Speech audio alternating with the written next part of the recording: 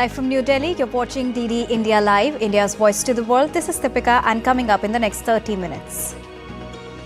India and Germany signed several MOUs and joint declaration of intent focusing on enhanced bilateral ties between the two.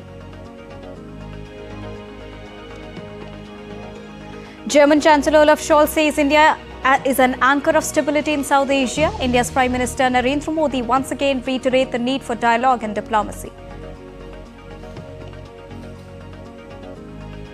Israel and Hamas signal openness to talks on Gaza conflict. Jerusalem says Mossad chief to attend Gaza truce talks in Doha.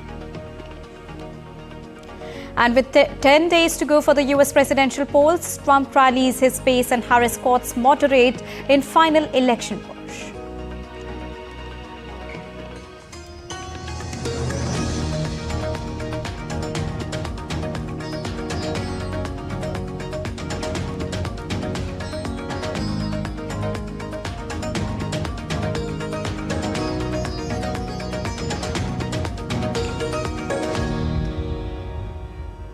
And now let's begin with the top news of the hour. India and Germany on Friday exchanged several agreements and joint declarations of intent.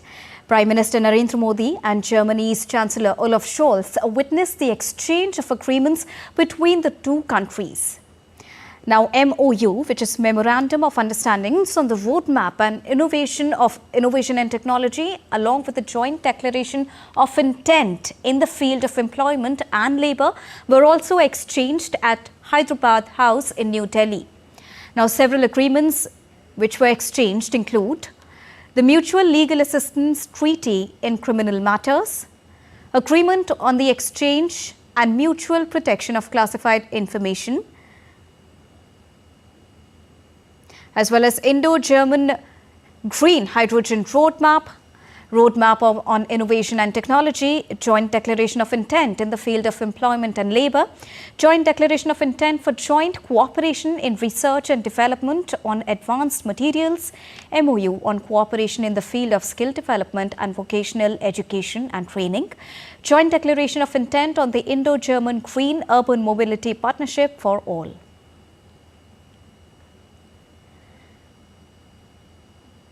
And after the exchange of agreements between the ministers of India and Germany, Prime Minister Narendra Modi addressed the media.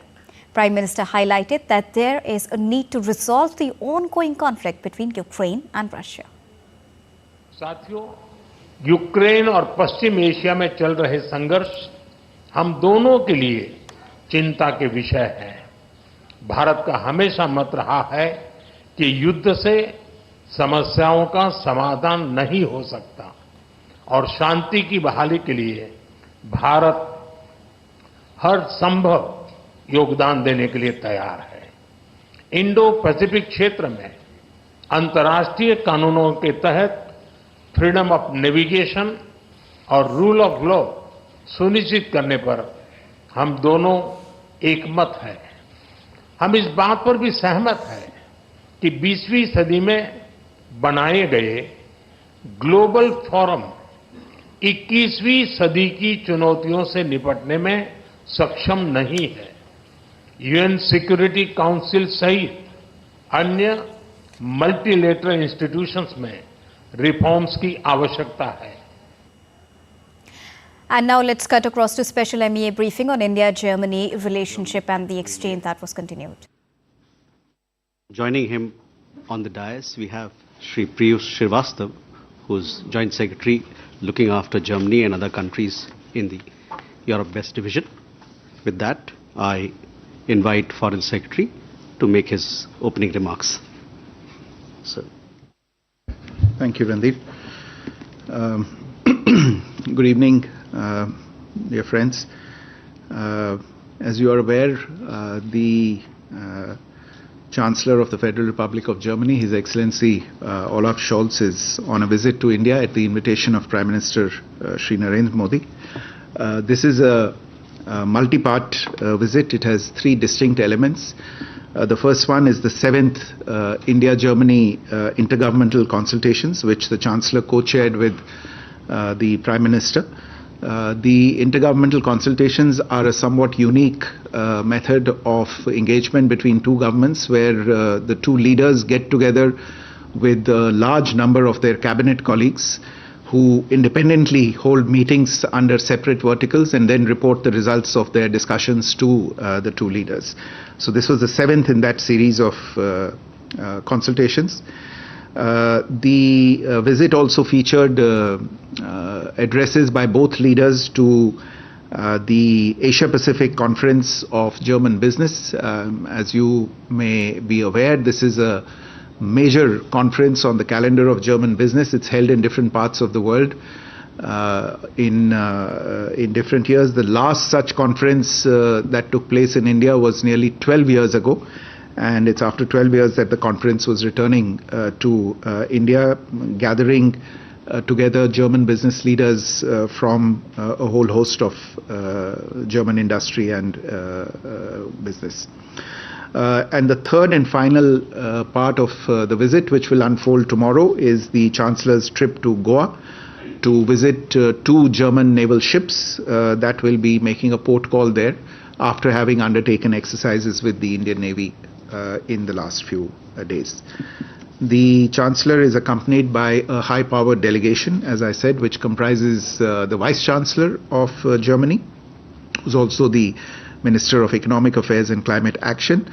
And the other ministers accompanying are the Minister of Foreign Affairs, the Minister of Labour and Social Affairs, and the Minister for Education and Research. This is Chancellor Scholz's third visit to India in his capacity as Chancellor. In the last 2 years, he and the Prime Minister have met on 5 occasions, indicating the depth and breadth of our bilateral ties. This year, 2024, we are also celebrating the Golden Jubilee, the 50th year of India-Germany science and technology collaboration. And next year in 2025, we will celebrate the Silver Jubilee, 25 years of the India-Germany strategic partnership.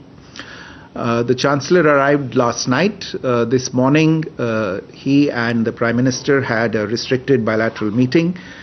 Subsequently, they both addressed the Asia-Pacific Conference, where over 650 leading industry representatives from India, Germany, and other countries in the Indo-Pacific were present. In their bilateral meeting, apart from discussing various areas of bilateral cooperation, they also touched on important regional and global issues, including the Russia-Ukraine conflict and the situation in West Asia. The high point of the visit was the intergovernmental consultations, which were co-chaired by the Chancellor and the Prime Minister.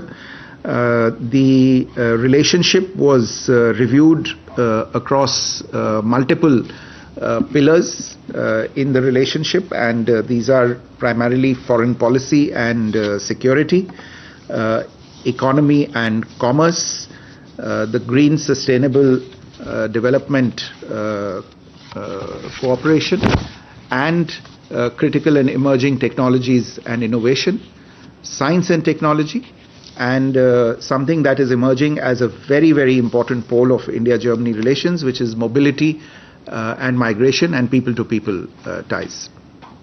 The visit comes at a time when there has been keen desire expressed in Germany across party lines to further strengthen relations with India. In fact, India, you might recall, was one of the few countries that was named in the coalition government agreement that was put together when Chancellor Scholz assumed office.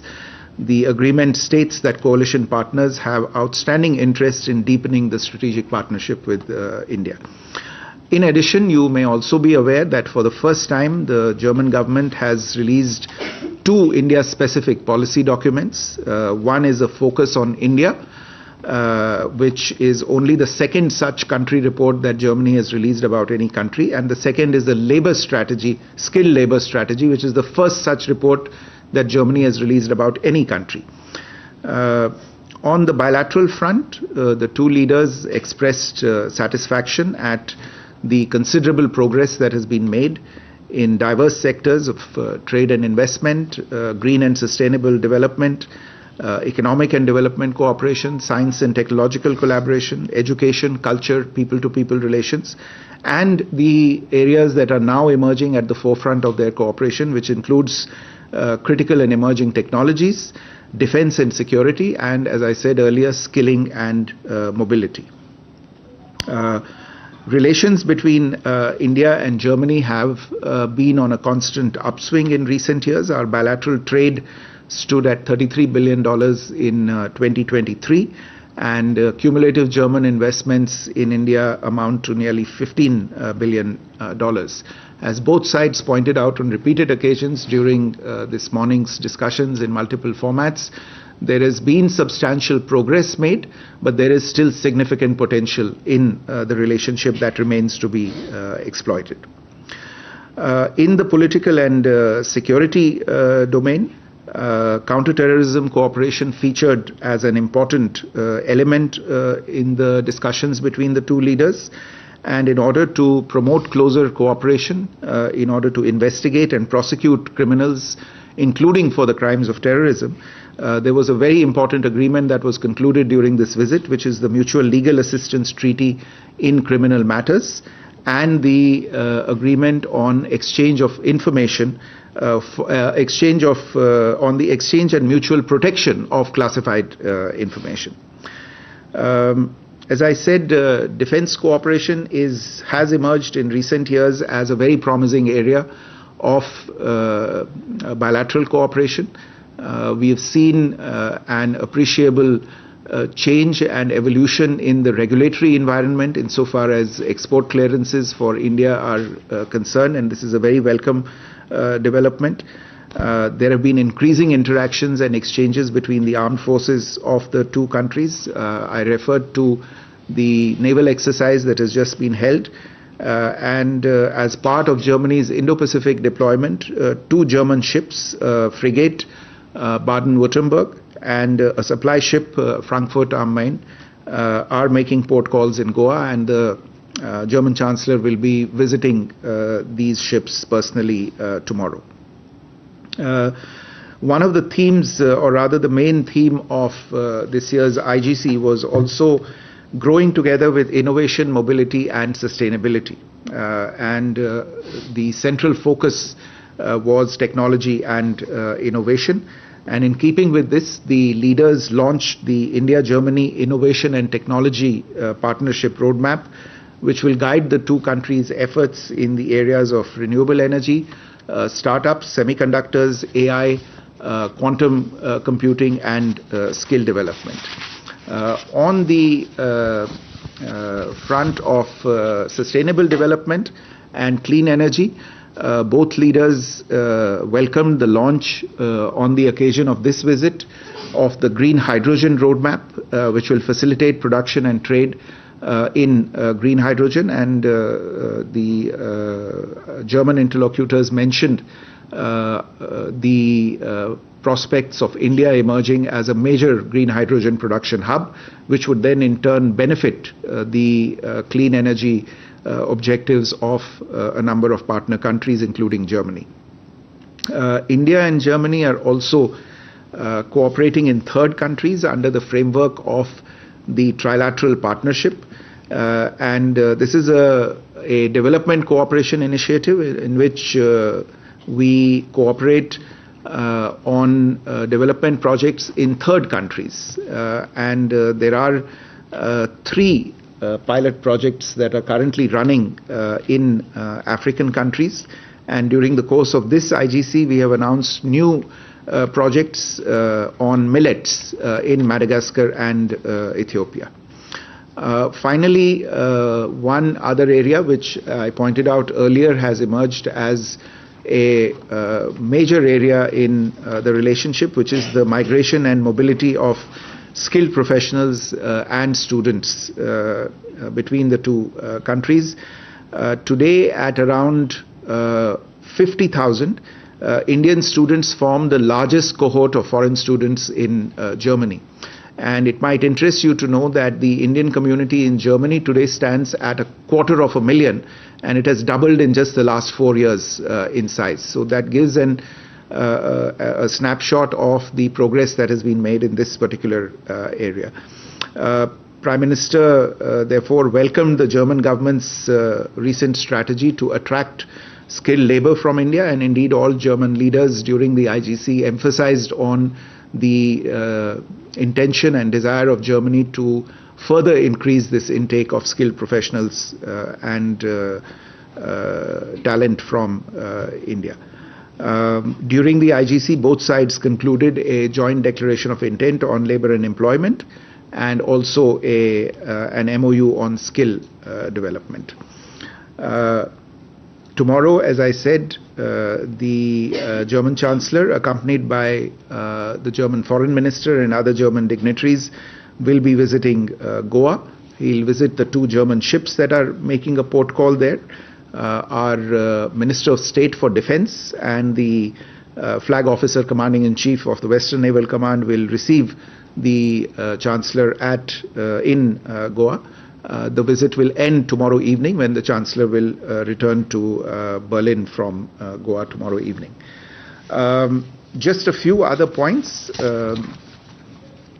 There will be a joint statement that will give you a fuller insight into the developments and the progress registered between the 2 sides in discussions over the course of the last year.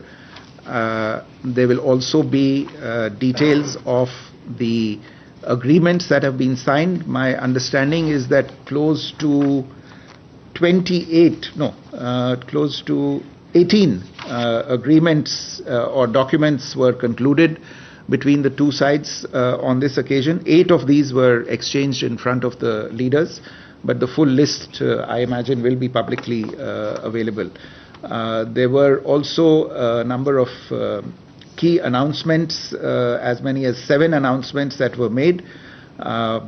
They include the placement of a German liaison officer in the Indian Ocean Region Information Fusion Center here in Gurugram, Germany's support for India's observer status in the Eurodrone program, German projects and funding commitments of 20 million euros under the Indo-Pacific Oceans Initiative, instituting regional consultations between the foreign offices of India and Germany on various regional matters. I've already referred to the millet pilot project in Madagascar and Ethiopia. A green and sustainable development partnership dashboard was launched on this occasion, and the first international research training group between India and Germany was established on this occasion. With that, let me stop here, and if you have any questions, I'd be happy to take them. Can we start with Ajay there? Good evening, Foreign Secretary. I'm Ajay Banerjee with the Tribune. Sir, my question pertains to the transfer of technology which Germany is promising with regards to making of submarines in India. Have they mentioned the submarines to us? Is there a talk about technology transfer? And is India satisfied with Germany's recent changes in the regulation with regards to transfer of technology? Ayushi? So good evening, this is Ayushi from ANI. So did the issue of Arya Shah, the Indian child in German foster care, come up during the discussion with the German Chancellor? Also, was there any talks regarding her repatriation since it has been more than 3 years now? Thank you. Uma? I'm Huma Siddiqui from the Finance Ministry. I have 2 questions. One is related to was the India-EU FTA come up for discussions, and the second is you talked about the green hydrogen roadmap. If you can share some more details about it. Padma? Padma Rao, independent correspondent on assignment for Frankfurter Rundschau. Foreign Secretary, there is an ICM, India Center for Migration. It's an e-portal set up by the Ministry of External Affairs. To my understanding, this was set up primarily to ensure the safety of recruitment procedures for Indians, mostly for Indians going to the Gulf. Is this portal more a protective cover for those wishing to go abroad and not to promote, or is it does it also promote migration to go abroad? And roughly, if so, then roughly what percentage would have of those going to Germany would have used this portal? And I have one follow-up on ARIHA. Since you mentioned the Mutual Legal Assistance Treaty in criminal matters, whether that is likely to affect the baby ARIHA case. Thank you. We have 4 questions.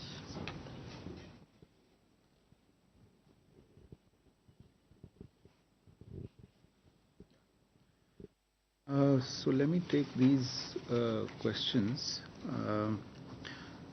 Ajay, on your question of the transfer of technology for submarines, as you know, there is a project that is underway where the Ministry of Defense is involved in an exercise to assess competing offers for the submarines that India wishes to procure. This is an ongoing technical, financial and commercial process, so it's not yet been completed. Obviously, yes, the German side is interested in this issue, and there was a reference made on this, but I think it would be very difficult to say anything until such time as a commercial agreement is concluded between the two sides on this issue.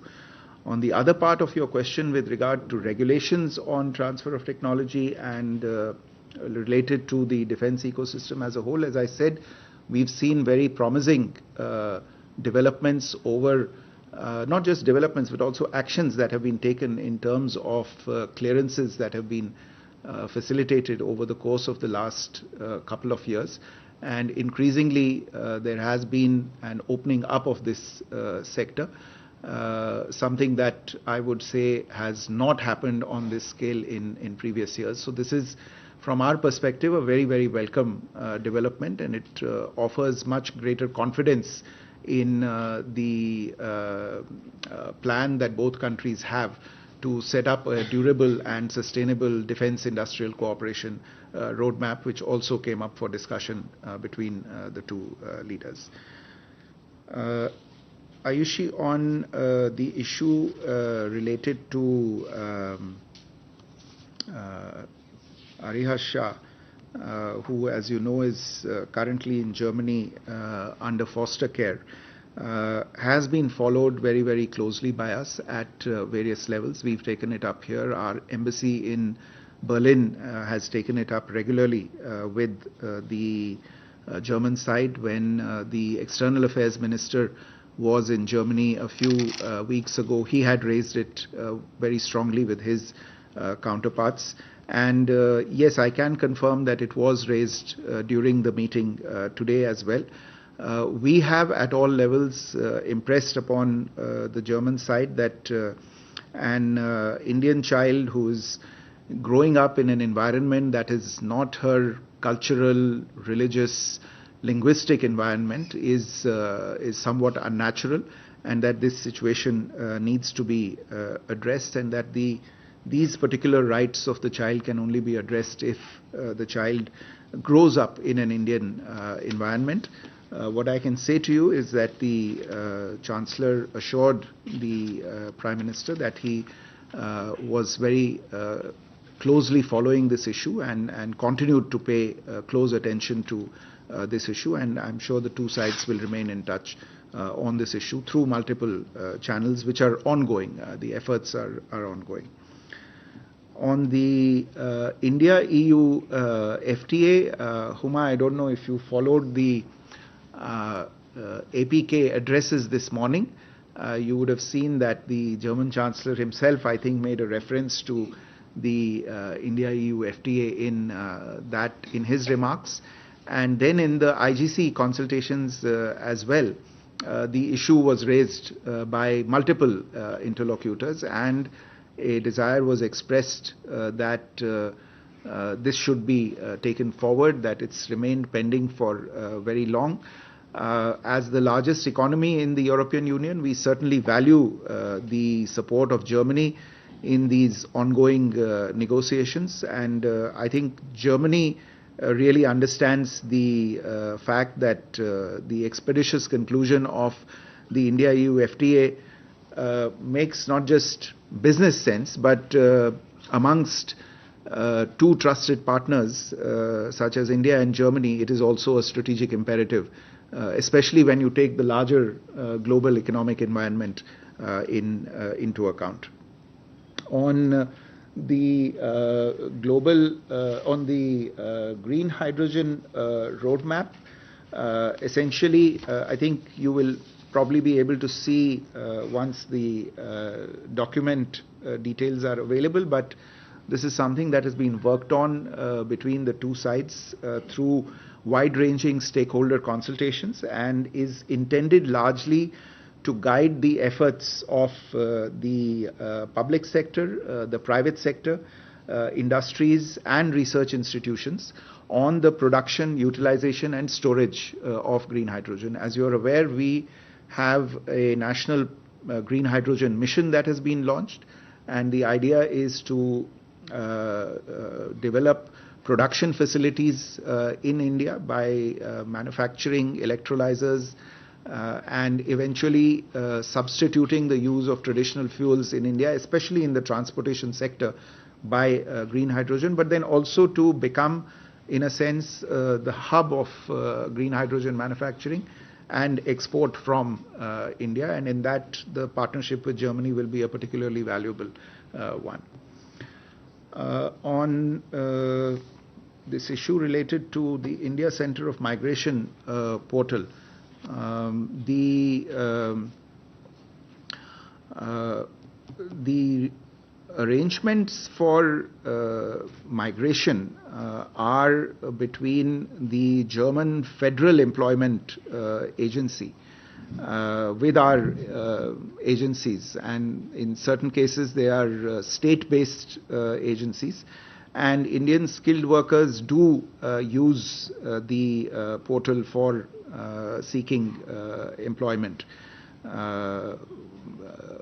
for under this program. But we can get you some more details on this particular issue. So, Sudhir, you had a question?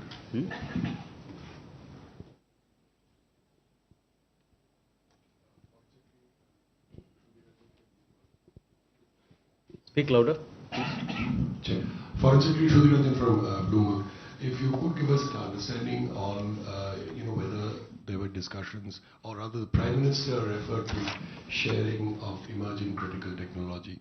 What kind of discussions happened in that, and what kind of agreements or arrangements we can look forward to? And also, sir, were there any discussions between the two sides on a logistics supply agreement that would greatly help the military cooperation? Thank you. Rishabh? Foreign Secretary, good evening. This is Rishabh from Times Now. So I have a question. Can we expect more collaboration in the manufacturing and technology sector, especially with respect to the Make in India initiative that the government of India have? And one more question on skilling. A lot of focus about India, Germany, people-to-people connect, as well as skilling and skill development has been spoken about. If we can have more details on that. Yeah. We have Madhurendra. Sir, जैसा कि आपने बताया कि भारतीय छात्रों की संख्या बेहद कम समय में डबल हुई है जर्मनी में, तो क्या भारतीय छात्रों के लिए वीज़ा प्रोसेस को ईज़ करने के लिए क्या कोई बातचीत हुई है, इस संदर्भ में कोई डेवलपमेंट हुआ हो? और मेरा दूसरा सवाल है कि इंडो पैसिफिक को लेकर आपने जिक्र किया कि इंडो पैसिफिक में 2 जर्मन शिप्स जो हैं वो डिप्लॉय किए गए हैं, तो इंडो पैसिफिक को लेकर क्या कोई स्पेसिफिक बातचीत दोनों राष्ट्राध्यक्षों के बीच हुई?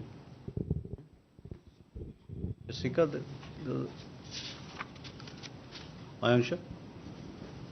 Excellency, this is Ayansha Mitra. Is it possible to mention whether Germany will collaborate on the agricultural and technological front for the millets projects in Ethiopia and Madagascar? Also, if it's possible to elucidate something on the migration and mobility part. Thank you.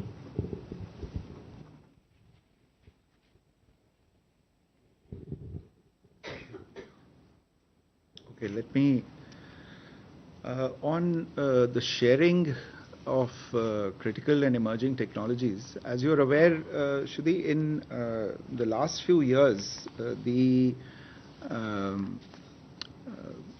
in India have focused on growing or bringing into play reliable supply chains, especially insofar as critical technologies are concerned, and a number of initiatives have been in play with a few countries. In that context, we have had some discussions with Germany as well, and indeed there is an initiative with regard to starting a dialogue with Germany that is focused on critical and emerging technologies. I think there is a reference to this in the joint statement as well, and the one that will be released this evening, it will have more details on this issue. But I can confirm to you that we have reached in principle agreement to devote specific attention, particular attention to this area of critical and emerging technologies, and I imagine we'll take it forward in the coming times. On logistics supply, enabling further military cooperation, both governments are discussing a logistics support agreement. It is under negotiation at the moment, and we hope to conclude it in the near future. Rishabh, your question with regard to manufacturing and technology sectors and the collaboration in those sectors. Look, Germany is I would say, a premier partner of India in the Make in India program, which really focuses on manufacturing and advanced technology. And German companies already partner in the development of the manufacturing ecosystem in India. There are more than 2,000 German companies present in India, and Germany is the 9th largest foreign investor in India.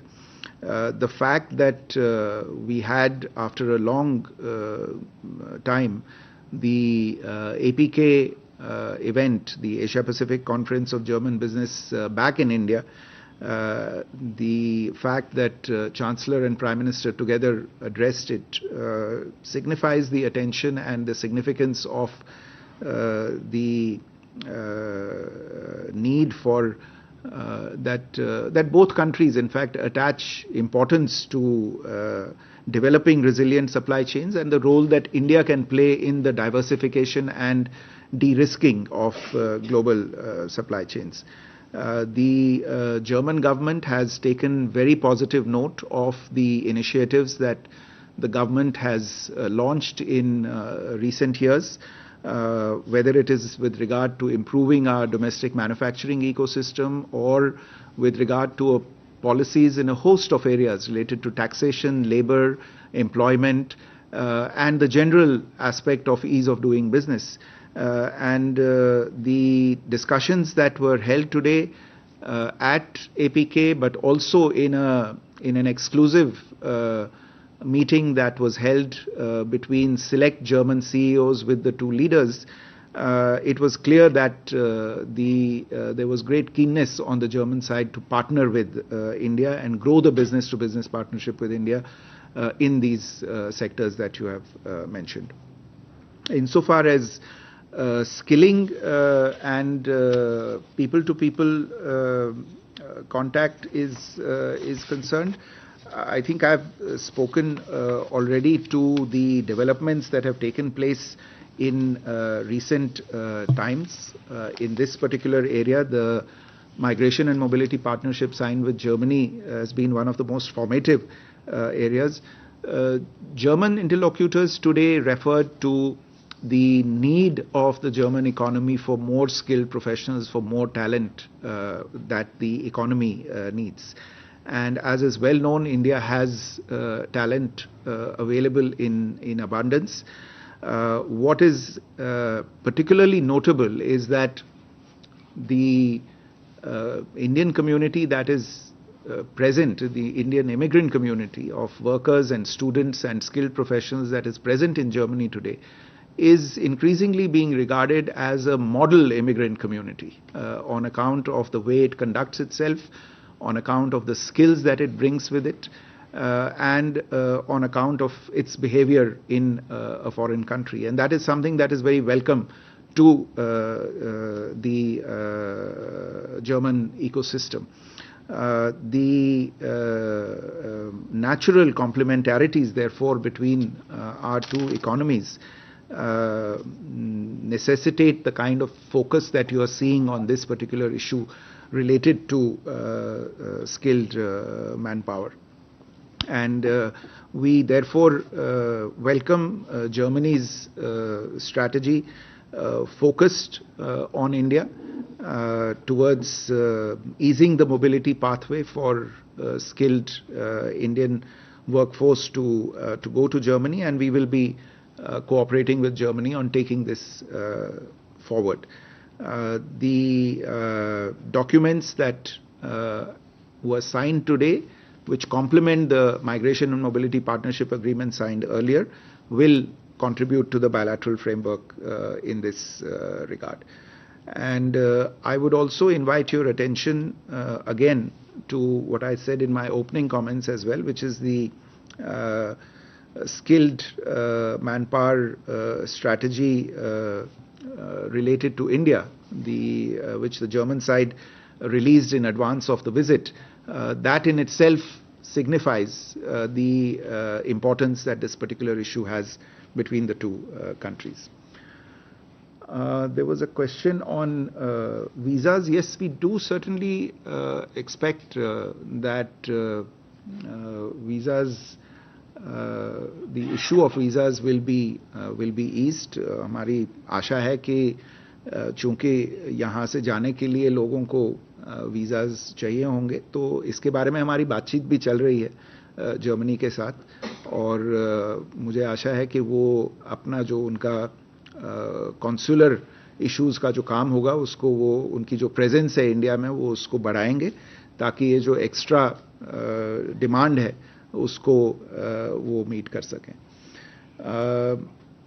On I think the question on migration and mobility I have already addressed. On agriculture, yes, as I said, there is a project that was agreed on during these discussions on millets, which India will be pursuing. I think it is in Madagascar and in Ethiopia. So there is an agreement on that particular issue. हाँ, Indo Pacific पे discussion हुआ और दोनों leaders ने इस बात पे जोर दिया कि इंडो पैसिफिक में जो भी जैसे भी कोऑपरेशन हो वो उसको और आगे बढ़ाएं. प्रधानमंत्री जी ने कहा कि जो जर्मनी के इंडो पैसिफिक की तरफ जो जहाज़ हैं, उनके नौसेना के जहाज़ जब भी वो वहाँ जाते हैं, उन्हें अगर वहाँ जाते हुए या वहाँ से आते हुए किसी भी सहायता की ज़रूरत हो, वो चाहे मेंटेनेंस को लेके हो, रिपेयर को लेके हो या ओवरहॉल को लेके हो, तो भारतीय शिपयार्ड उसमें उनकी मदद कर सकते हैं, जैसा हम कुछ और विदेशी नौसेनाओं के लिए पहले से ही कर रहे हैं. लेकिन इससे अधिक महत्वपूर्ण ये बात है कि दोनों लीडर्स ने इस बात पे बल दिया कि इंडो पैसिफिक को एक रूल्स के बेसिस पे चलना चाहिए, और जो भी वहाँ पे विवाद हों उनको एक जो इंटरनेशनल लॉ है, और इस मामले में international law UN convention on law of the sea है, तो उसके तहत उन चीज़ों का सल्यूशन निकालना चाहिए. और इंडो पैसिफिक पे भारत और जर्मनी की कोऑपरेशन और डायलॉग आगे भी जारी रहेगा. आलोक. अशोक उमेद जी न्यूज़ से. मेरा सवाल माइग्रेंट्स लेबर को लेकर है, उसको हिंदी में आप बता दें प्लीज. ठीक है. Keshav. Good evening, Foreign Secretary. Keshav from the Print.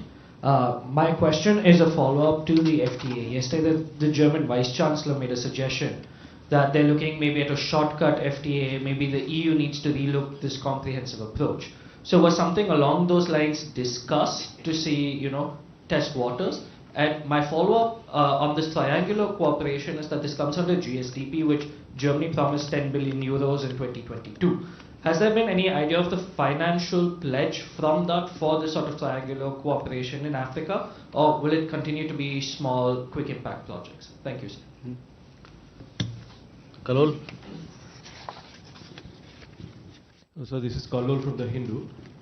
Sir, the Prime Minister spoke about peace initiative during the BRICS speech, and the India-German discussions are happening right after BRICS. So I want to know if the Ukraine situation featured in the talks, and if there was India-Germany exchange on how to build peace in the context that this is happening right after the Indian Prime Minister himself spoke about about peace. Kunal. Foreign Secretary, this is Kunal Dutt from PTI. You sort of stole my question, but I just add on to that, that this meeting is happening right after the BRICS summit, and both the Prime Minister and the External Affairs Minister have stressed more than enough on the need for peace and dialogue and diplomacy going forward. So how much of that figured in the talks, both for West Asia and the Ukraine, and particularly India's role as a peacemaker?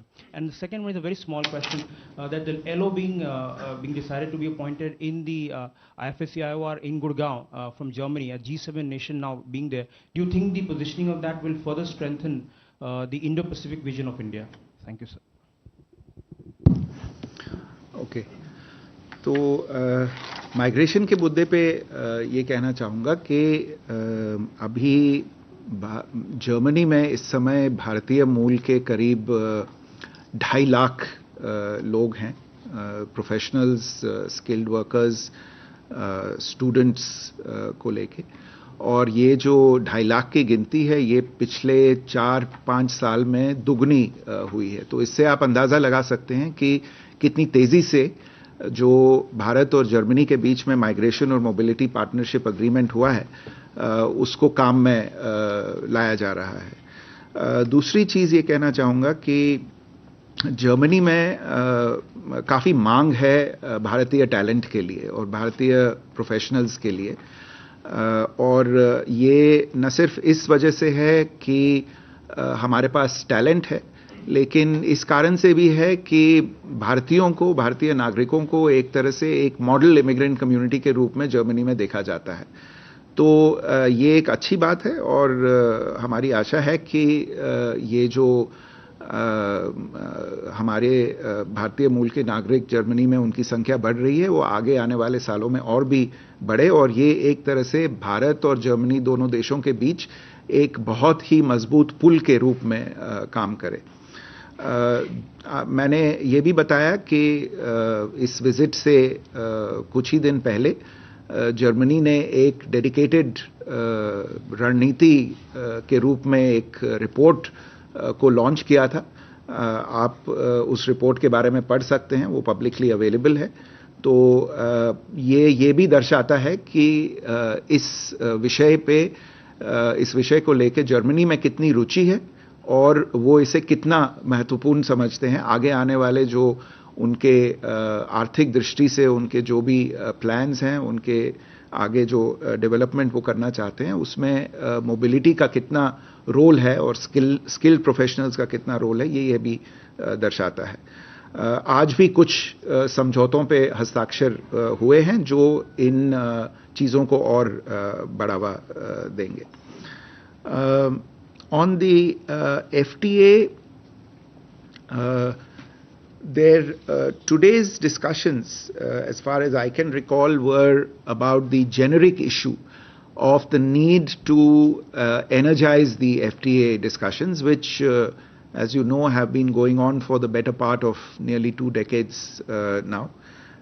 And the fact that not just the members of Chancellor Scholz's delegation, but senior members of the German business delegation, including the senior members of the CEOs Forum from the German side referred to this shows that there is a certain amount of critical mass for taking these discussions forward.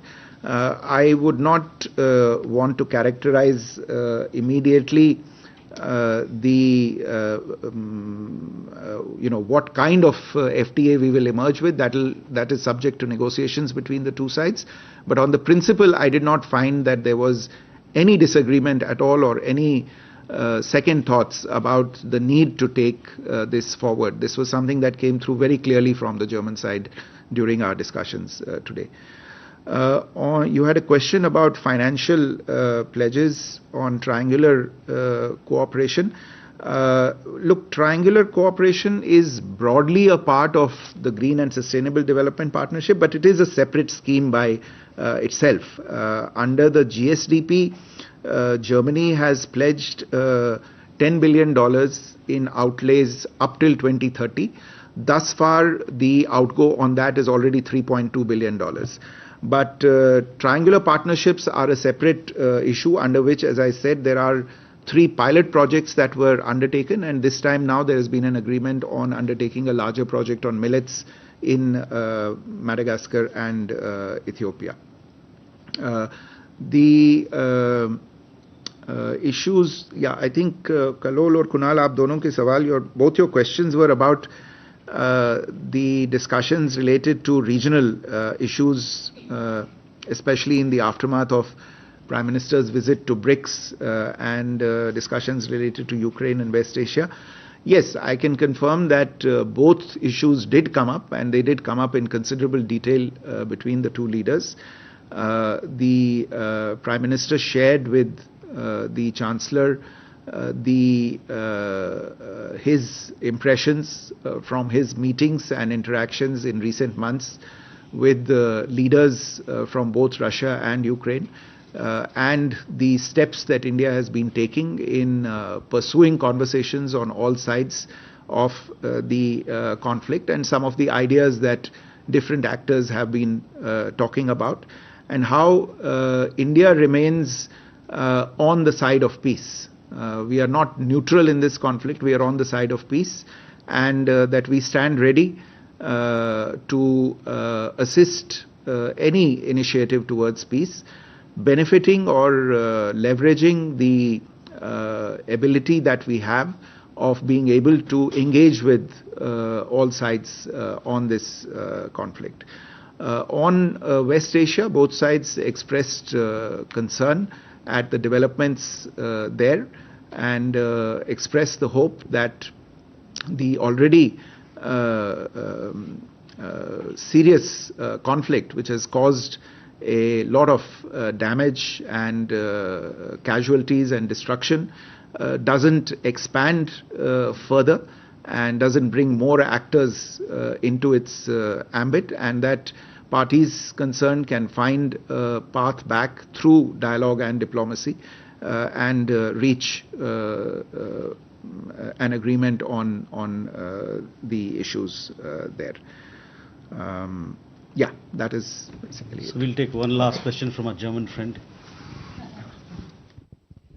Thank you. Thank you very much. Laura Höflinger from Der Spiegel. Thank you for the opportunity.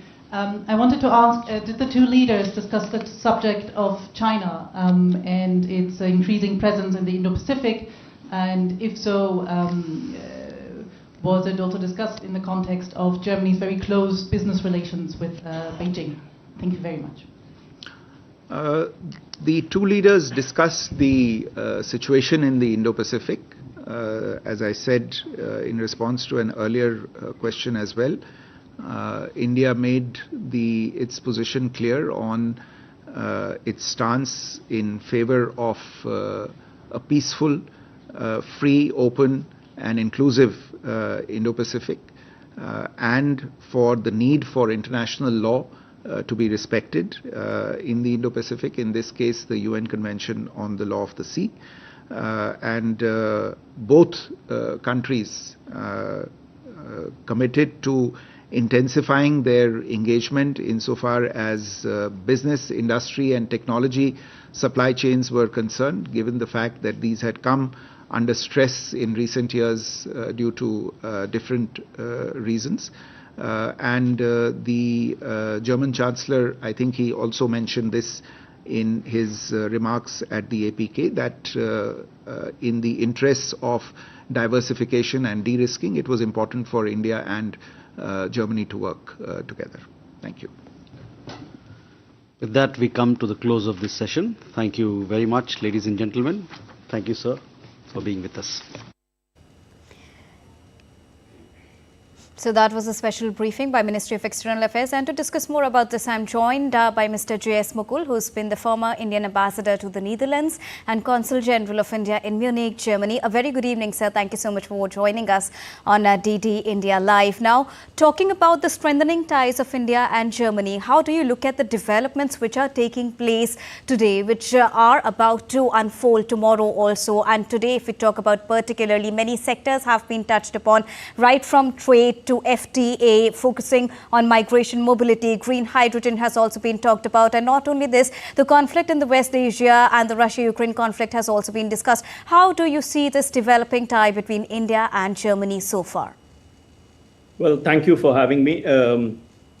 I think it's a very important and seminal visit of the Chancellor that is taking place mainly in the context of the IGC, the 17th intergovernmental consultations, which is, as you would have heard, is a whole of government bilateral engagement.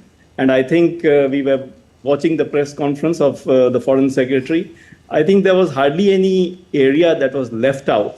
Also, it is very important because while India, the timing of it, because while India and Germany have been strategic partners since 2000, we are entering the 25th anniversary of this partnership.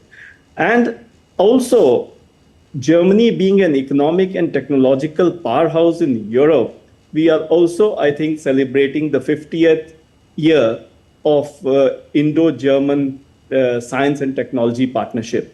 Now, all these things make it very opportune, and I think it is very heartening to note that on the German side, they have brought back the Asia-Pacific Conference, the APK 2024, to India after more than a decade.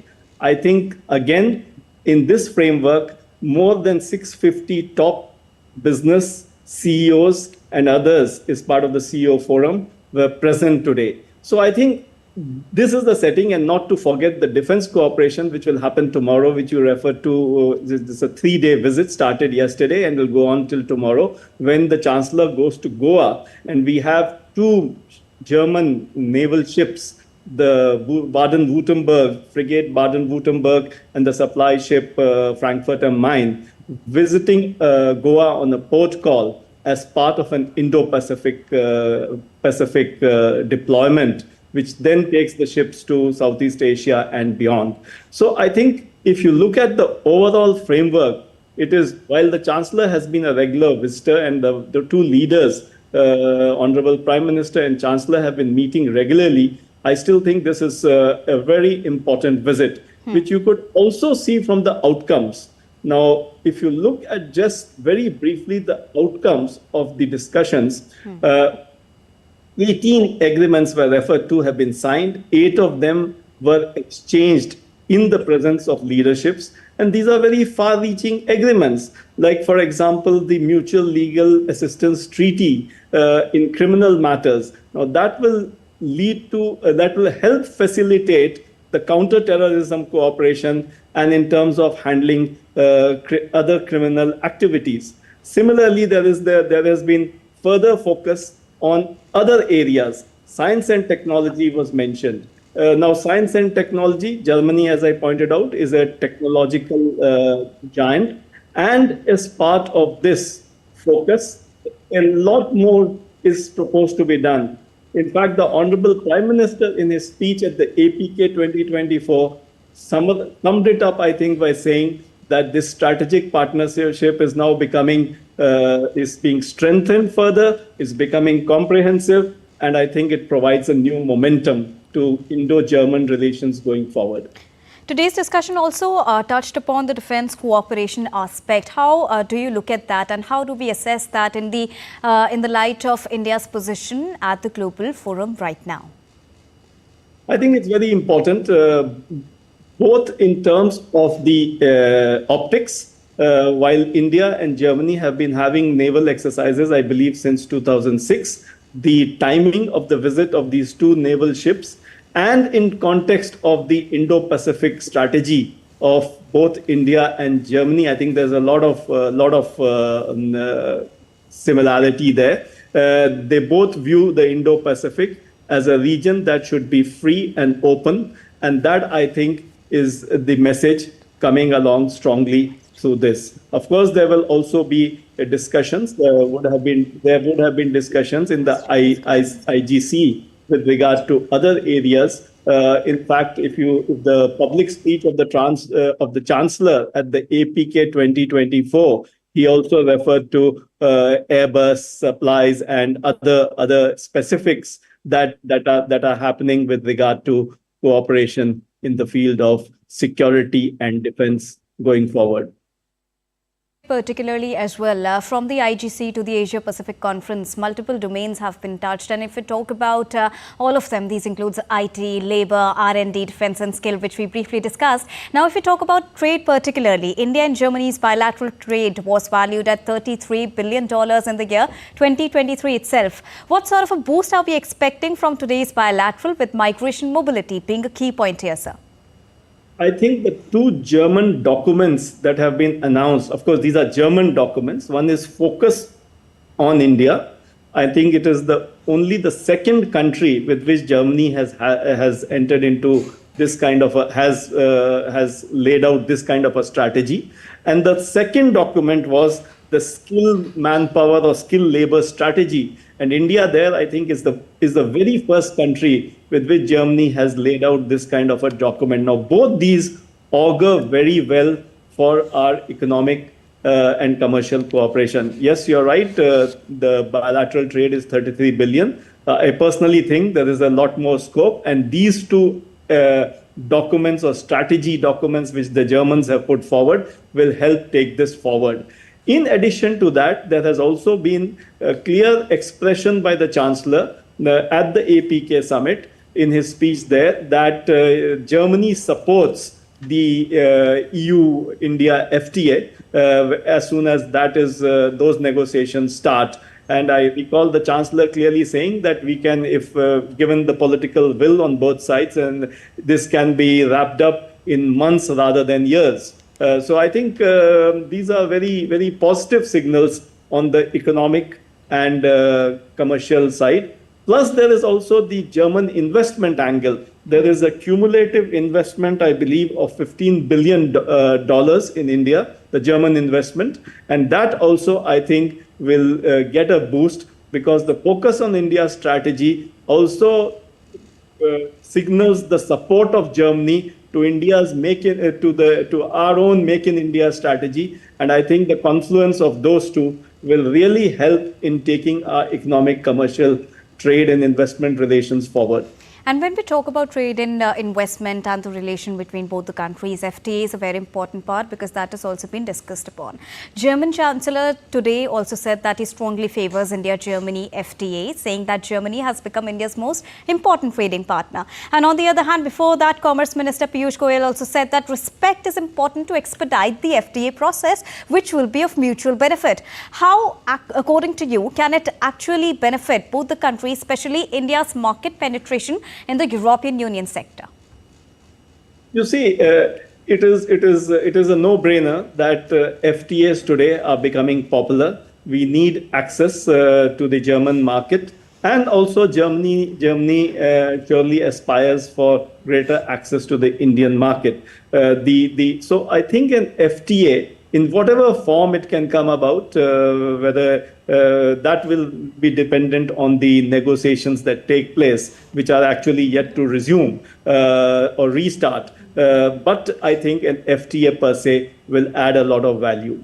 You also refer to the mobility and labor, because the second strategy which has been spelled out is the skill labor strategy by the German side. And I think as part of that, under the earlier mobility, the mobility agreement. This will be further strengthened. I think there was a clear reference to the need for talent in Germany, and obviously India is well endowed with talent of our professionals.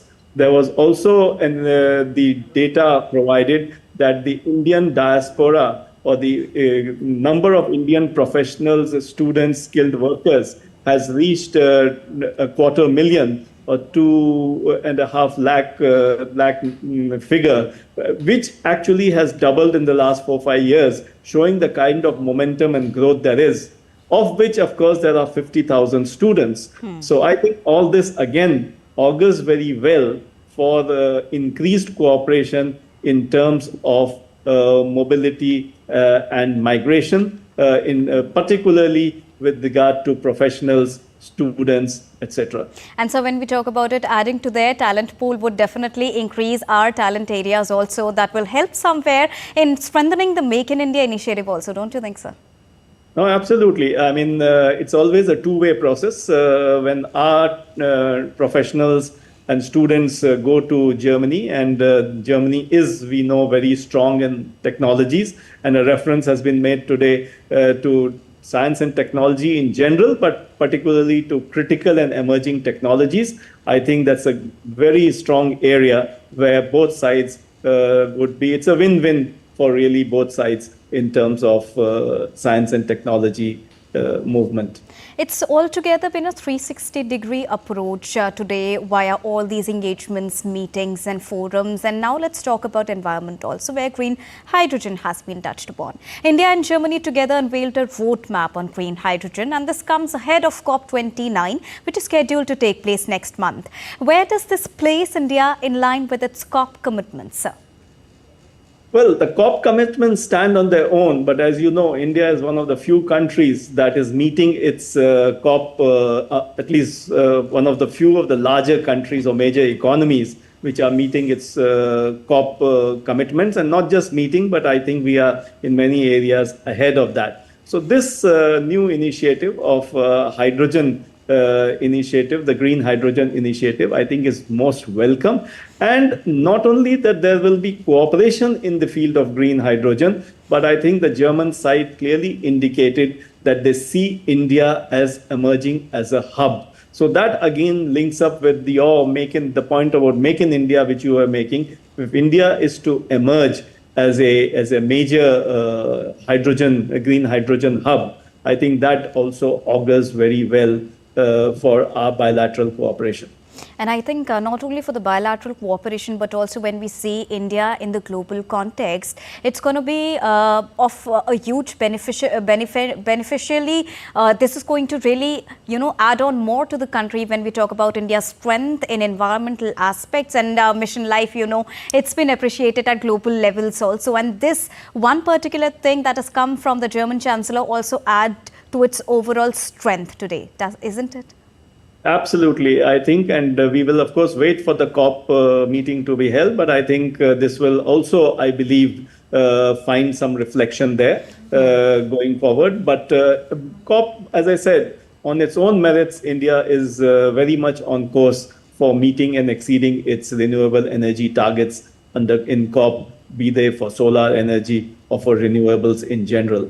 Now, next year, India and Germany are going to celebrate their silver jubilee of India-Germany strategic partnership.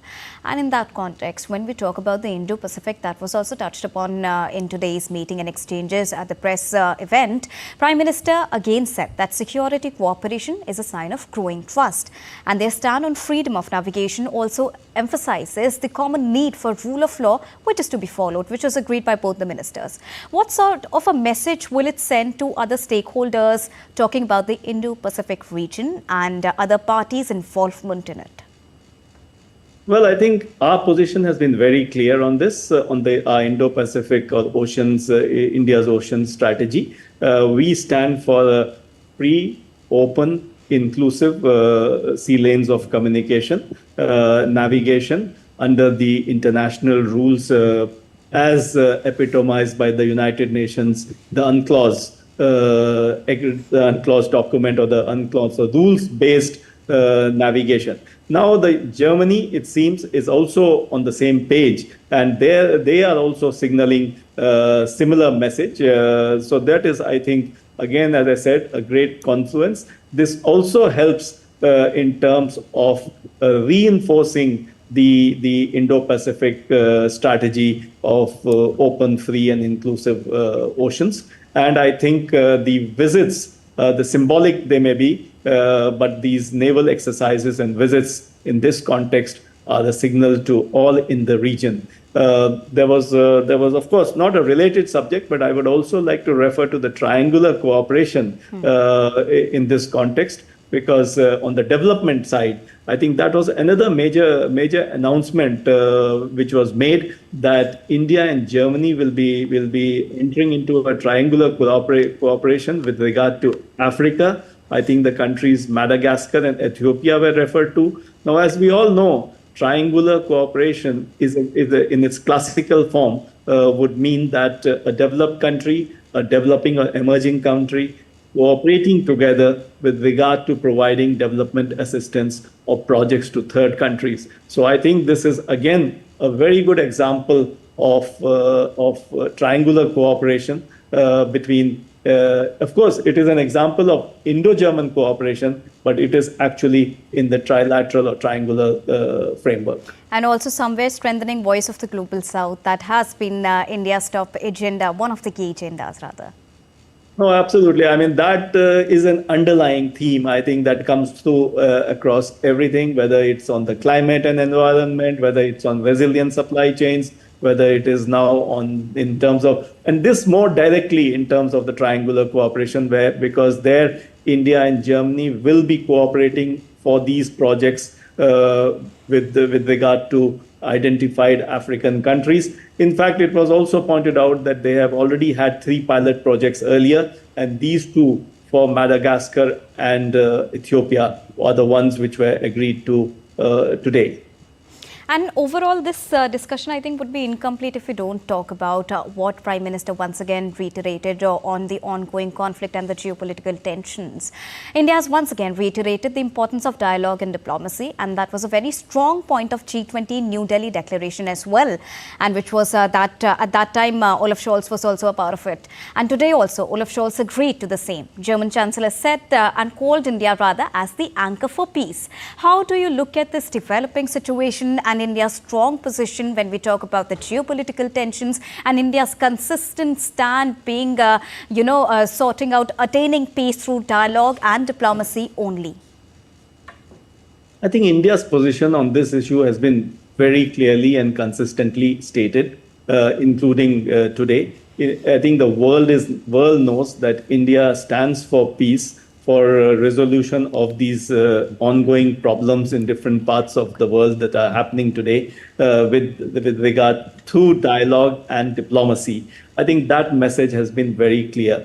Today, it is very, very heartening to hear the Chancellor say that when he referred specifically to the Ukraine problem, the Middle East and other areas in the Indo-Pacific, and said that political solutions to conflicts in terms of international law. So I think that's, again, there's a lot of very, very similar to our own position with regard to these conflicts being resolved through dialogue, through discussions, through diplomacy, and the need to restore peace in all these conflict areas of the world. So I think, yes, that's a message, that's both a global, as also it was in the bilateral context, but it's a global message. And also, somewhere, Prime Minister Narendra Modi also stressed upon the reforms which are required in the UNSC and other multilateral institutions, which was pointed out by Prime Minister Narendra Modi today in the press statement. How do you look at the statement in the global context and in the light of current and ongoing situations which are unfolding globally? See, we are all aware that many of these multilateral institutions were crafted in the post-World War II scenario of the 20th century in the 1940s, 50s, etc. And therefore, they have outlived their relevance in the sense they don't reflect ground realities today. They have not kept up with the changing needs of the times. And therefore, today we say India stands for, well, we have always been strong supporters of multilateralism. Today we stand for reformed multilateralism, starting with, of course, the United Nations and the UN Security Council's expansion in both permanent and non-permanent members. Now, there you know that India and Germany are part of a G4 grouping, along with Japan and Brazil, for membership, and of course the African the representation to be decided by the Africans for permanent membership of a reformed UN Security Council. Now we know that many of these multilateral institutions have been ineffective in recent times. Just to give an example, there are these conflicts going on in Ukraine, in the Middle East, elsewhere, where the UN Security Council has proved ineffective. The World Trade Organization is dysfunctional because of the dispute settlement mechanism not working. There is a crying need for reform of the IMF and the World Bank in terms of the voting and quota shares. We saw during the COVID pandemic that the World Health Organization came up short. So all these and many more need reforms, the international, the multilateral organizations. And I think that is what the Honorable Prime Minister clearly spelt out when he said that they don't reflect ground realities and they need to be reformed. So I think, and as I said, India and Germany are obviously part of many of these, in particularly the UN Security Council, where we are part of the G4 grouping. And considering the importance of that G4 grouping and the need for the reforms in the UNSC and other institutions of such sort, how one can go about it? Because India and Germany are just a part of it, but this requires a larger agreement, a larger grouping to make it possible. Yeah, absolutely. This requires a vote of the General Assembly for reforms. 2/3 members of the General Assembly, and also in the Security Council, including all the permanent members, the veto-holding members. But the immediate thing is to move to text-based negotiations, as we know that the intergovernmental negotiations going on in the United Nations are stuck for a very long time, for many, many years, and there is a need to move to text-based negotiations. Now, obviously, that requires particular consensus. But I think while those are larger issues and need to bring on board the permanent veto-wielding members of the United Nations and the vast majority of other countries. But I think the point to be noted in today's bilateral context is that it was again reiterated, our position was reiterated, and I'm sure the Germans are also on the same page on this. And also one of the highlights that has been of today's presser is that India and Germany both are discussing a logistics support agreement also. Can you tell us the importance of this and how are we looking forward to it? Well, this is, yes, something, while we have had, as I said, a very rich menu of agreements signed today, 18 of them we were told, including, including 8 which were exchanged in the presence of the Chancellor and the Honorable Prime Minister.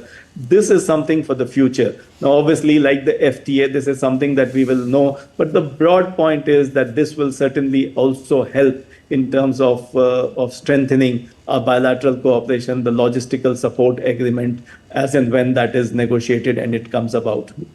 Now, also Prime Minister Narendra Modi said a statement, and I quote his statement here, India's youth power will empower Germany's progress, unquote. And in light of this, there was a question during the MEA briefing on the visas, and the MEA, the Foreign Secretary said that they are expecting the visa norms, the visa process, which will be eased down. But we are just expecting it. Have we discussed something like really concrete on this? But and also, if we have discussed something concrete on this, what are the next steps that we are actually expecting from the German side based on different aspects of on the cooperation basis between both the sides, sir?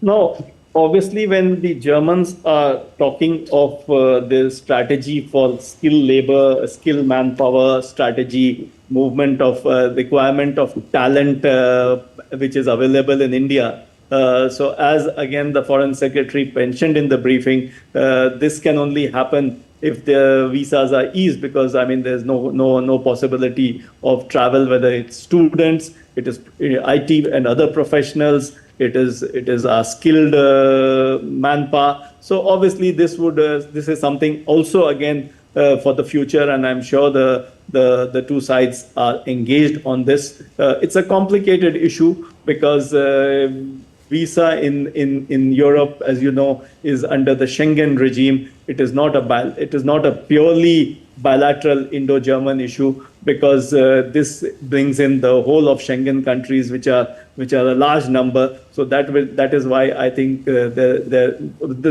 the fact that Germany has outlined, and Germany as one of the major powers and one of the strongest countries in the European Union, has spelt out this skilled manpower strategy of theirs. I think that would be a major input going into the futuristic visa regime, but that will remain to be seen, because it will also involve a large number of other countries. All right. Thank you so much, sir, for joining us and bringing us a rounded perspective in understanding and decoding the development that has taken place throughout the day between India and Germany during Olaf Scholz's visit to India. Thank you so much. Moving on, addressing the media at the India-Germany joint press conference, Prime Minister Narendra Modi said that both the nations are working together to eliminate terrorism. रक्षा और सुरक्षा क्षेत्रों में बढ़ता सहयोग हमारे गहरे आपसी विश्वास का प्रतीक है। क्लासिफाइड इंफॉर्मेशन के एक्सचेंज पर बनी सहमति इस दिशा में एक नया कदम है।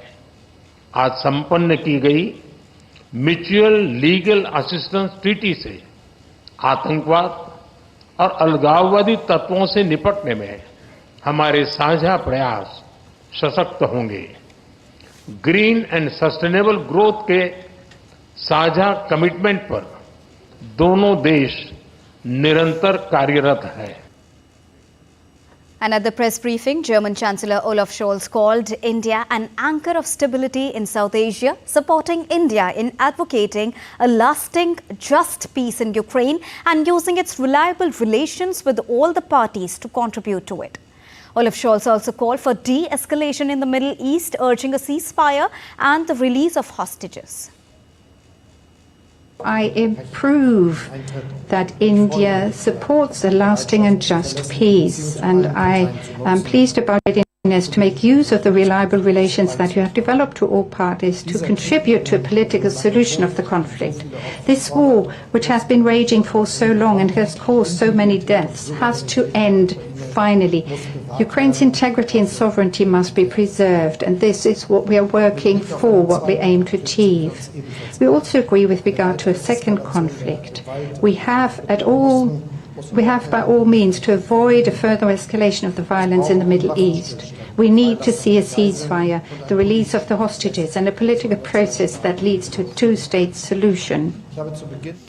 Olaf Scholz also highlighted India-Germany's growing partnership and said that India is the most important trading partner in the European Union. 25 years ago, we created the strategic partnership between Germany and India. Our cooperation has become ever more trusting, solid and substantial. Growing together with innovation, mobility and sustainability. That is the motto of the 7th Indo-German intergovernmental consultations that have taken place today. It is a fitting motto because it illustrates the extent to which India and Germany both profit in equal measure, benefit in equal measure from this good and trusting cooperation. This is especially true for the field of economic ties. Germany has become India's most important trading partner in the European Union, and I'm determined to further strengthen and build on this link and cooperation. I have with me, as members of my delegation, a high-level business delegation that has seized the opportunity to engage bilaterally with India's industry and business. Earlier, Prime Minister Narendra Modi and German Chancellor Olaf Scholz met at Hyderabad House in New Delhi. The leaders co-chaired the 7th Intergovernmental Consultations. Both the leaders comprehensively reviewed the progress made in India-Germany strategic partnership in the areas of defense, security, technology and innovation, energy and green sustainable development. To expand and elevate India and Germany relations, new initiatives in areas of artificial intelligence, semiconductors, clean energy were also taken. 2 सालों में हमारी strategic partnership के विभिन्न क्षेत्रों में उत्साहजनक प्रगति हुई है। रक्षा, technology, energy, green and sustainable development जैसे क्षेत्रों में बढ़ता सहयोग आपसी विश्वास का प्रतीक बना है। Prime Minister also welcomed Chancellor Scholz to his residence earlier in the day.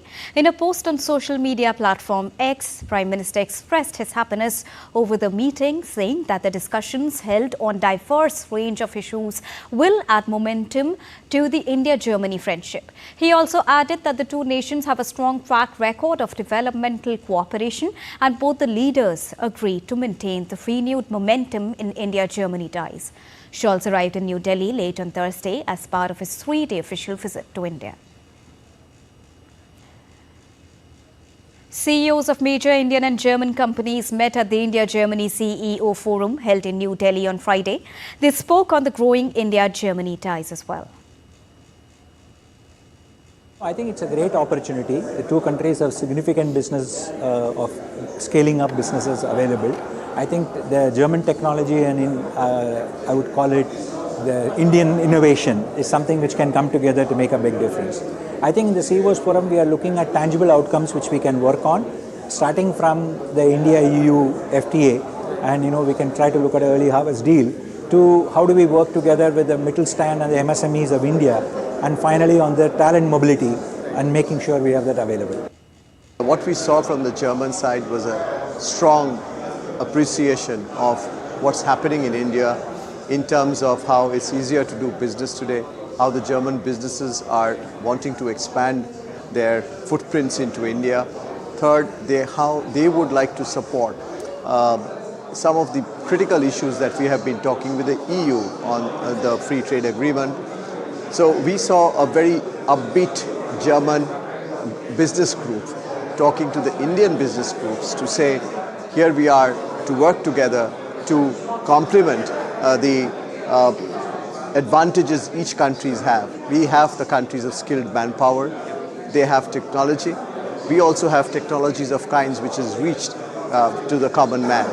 So huge appreciation of our governmental policies in terms of ease of doing business, and really our Honorable Prime Ministers connecting India globally was something which was well appreciated, noted, and I think Indian industry pretty much now prepared to take advantage of this.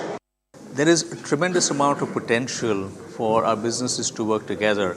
The strengths that Germany has combined with the innovation, the talent in India can really create a powerful partnership, and that's something that we've been discussing. There are a number of other areas of common ground, and there are specific 5 points that we've talked about to address to create a much stronger partnership going forward.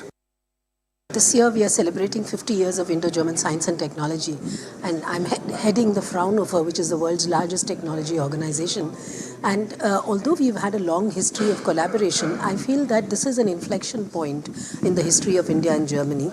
There is a very strong geostrategic movement towards India from Europe, and I think this is an opportunity for us to seize it with both hands.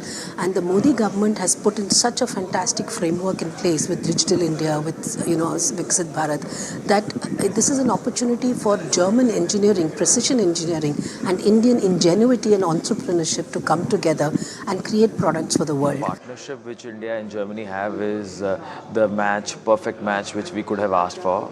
And because Germany is a technology powerhouse and is leading European market in a direction amongst all the EU members in the right manner. And today the India-EU FTA is around the corner, and we are looking at it as a big growth engine for both the regions. And even when we are looking at the current framework where India is looking at disrupting the GVCs, the global value chains, it has a lot of prominence. Like even we as a company, we have our largest investment in the world after India is in Germany, and we have more than 2,000 people there. So clearly we see Germany as a hotspot for a global manufacturing base, and when we are looking at enhancing India's manufacturing GDP, which is today only 15% of the total GDP to 25% as the economy is moving towards $5 trillion in the next few years, I think it will be a real big opportunity waiting to be harnessed, and that potential is here with us now. The beautiful thing is the great openness in the discussion between those two countries. There is a spirit of trust and transparency, which is different with other countries. And from the German side, we very much appreciate the stability and the clear path of investing into infrastructure that we see in India. I'm representing the German engineering and machinery industry, and our companies see India as the #1 chance market right now, and we continue and we grow investments. The Indian economy becomes ever more important for us. It's not just a market we can sell into, but it's also a place where we get a lot of talent and a lot of intellectual property, intellectual power actually. So we're really looking forward to increasing the business actually here in India. India changed a lot over the last few years. One can see that from the outside. You can see how India developed, how it changed, how it became much more stable than it had been in the past. India is growing. India is incredible. We will certainly try to contribute and also to benefit in both interests in the enormous growth which we see here in India. I think India has meanwhile developed great technologies. It's not just Germany. So we are seeing ourselves on eye level with the Indian colleagues in the industry, bringing, let's say, great technologies and solutions into the system, into the ecosystem, and creating a better world. And that's all for this edition of DD India Live, but do let us know your thoughts on the news of the day. For those on the go, you can get all the latest news and updates from India and across the world on DD India mobile app. The app is available on both Android and iOS platforms. Scan the QR code on the screen to download it right now. We'll be back with more news as it breaks here on DD India. I'm Deepika, and from all of us here in New Delhi, thank you so much for watching DD India Live. Namaskar.